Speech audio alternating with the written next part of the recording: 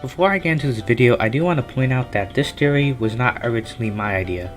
This is a theory that's going to be adding on to the theory of Cartoon Universe's theory of Marco is going to turn and his destiny is going to be fighting against Star in the future. So if you used to really check out that video before checking out this video.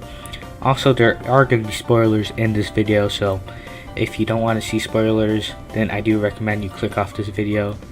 If you don't want to see spoilers, Star Wars Evil, sorry I forgot to mention that. But okay, let's get into the video. Alright, what's up? So this is going to be kind of a different kind of video, different from my usual silly or cringy commentating videos. This is going to be a video, a theory video that I came up with. And I came up with a lot of points and I was pretty surprised at myself. So this theory is going to be a little bit different from Cartoon Universe's actually. This theory is that there's going to be a next war between the monsters and the human. And this war is going to be led on with Marco. So, first thing I want to point out is that if you look in St. Olga's Reform School for Wayward Princesses, the episode, it actually may be foreshadowing that Marco is going to convince the monsters to go up and rebel against the humans. Now how is this? Well, in St. Olga's Reform School, Marco first sees the monsters as, well not monsters, the princesses as okay since they're being reformed and they're being better than before. But then he sees them having tea and then they're going like, more tea please, and they're being brainwashed, right? So he steps in and tells them to rebel, and it's not criminal to be an individual. Then they end up rebelling and basically kicking everyone's ass who are rebelling, who are keeping them prisoner. So what this foreshadows is what I think is that Marco is gonna walk into the monster world and actually, or the monster's place in Muni. He's gonna first think the monsters are evil, but then he's gonna see how poor they are and he's gonna consider the Great Monster Massacre. And then what he's gonna do, what I think he's gonna do, is that he's gonna look at the monsters and he's gonna tell them to rebel against the humans, just like in St. Olga's Reform School. So why would he be in the monster's place in the first place, though? That was what I bet you're asking. Well, my first theory is that Marco's gonna get sucked in the portal into the monster world without Star and without dimensional scissors, and he's gonna have to be stuck walking around asking for scissors, and then he's probably gonna come up against a monster. But my second theory is probably a more accurate one. Since Marco has been growing the monster arm and the naysayer out of his neck, my theory is that Marco is going to grow so many things out of that throughout the series Marco is going to grow things out of his body, and then near the end of the series he's going to grow all of those things out of his body at once, and he's going to be ashamed of himself, and which will end up with him somehow jumping into the monster world where he won't be judged. And I believe and I like that theory a lot more than he's just going to accidentally end up there. I also want to point out that Star uses magic while Marco uses his hands. And that may not seem significant, but Marco uses his hands to fight just like the monsters use their claws and their part of their bodies to fight. Which is kind of interesting, Marco's kind of representative monsters. I also want to point out that the mutants are not necessarily good actually.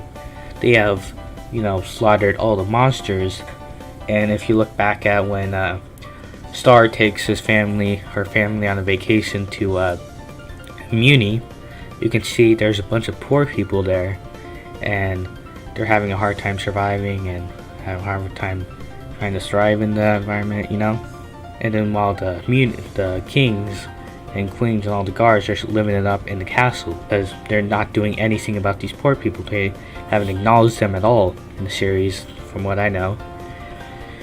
Also, the Great Monster Massacre, of course, I don't need to say anything more than that.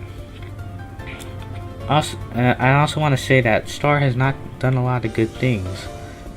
He whenever she saw lobster claws, at the end she just chose to turn him back to evil instead of reforming him. She also, she's a quitter, and she also screwed Marco over many times. And there's a bunch of other things I can go over, but I won't list them all. And one of my final points is that I think the monsters thought the magic were dangerous, which is why they rebelled against the humans, or the Munions, is that they thought the magic was dangerous and that they had to fight. They tried to convince them to not use the magic, but then the Minions denied and got offended by this, which ended up in a Great Monster Massacre. I just came up with something genius. Is that I think the monsters thought the magic was dangerous because one of the monsters, they got hold of the magic, which ended up in them turning evil. You know, just how Lobster Claws turned immediately evil when he got the magic. And so when they saw that magic, they decided to decide it was too dangerous, and that's why they started rebelling. Alright, I've been keeping this contained for way too long. This is like me voice recording like 2 hours after editing or recording the other piece of audio. And I did say before that Toffee might have a loved one that was killed, but after seeing another one Cartoon Universe video, he talked about Queen Eclipsa and all that, and it made me think of a new theory for this part right here, is that Toffee's not only rebelling because his finger's gone, so since Queen Moon, which is Star's mother, took off Toffee's finger, that might not only be the reason he's rebelling, but maybe Queen Moon also killed Queen Eclipsa, which is probably why Toffee's so why he's probably so hateful of this magic. I also think that Toffee might have been human once because he's technically part monster, and he wears all these clothes on him, like his lawyer clothes, which seem a bit too human, and he doesn't have like these silly voices like the other monsters, like all these raspy voices. He has an actual pretty normal voice too, and I'm pretty sure the reason why he he says Marco's disappointment is because he wants Marco to lead the rebellion, and he sees himself in Marco. So yeah, I really hope you enjoyed that discussion about Star Wars: The Force of Evil. I'm gonna call it a discussion, I'm not gonna call it a theory. More of a discussion. It was really fun to come up with the idea for the Star Wars: The Force of Evil. I've been working on this for a few weeks now, and it's been really fun coming up with all the ideas. I honestly think it's extremely fun to just come up with theories, because it's kind of like how Gravity Falls, they put all the hidden codes around, and whenever you find it, it feels so satisfying. So yeah, I'll might be doing more of these if I can come up with a theory, but for now, I really do hope you enjoyed the video. Goodbye.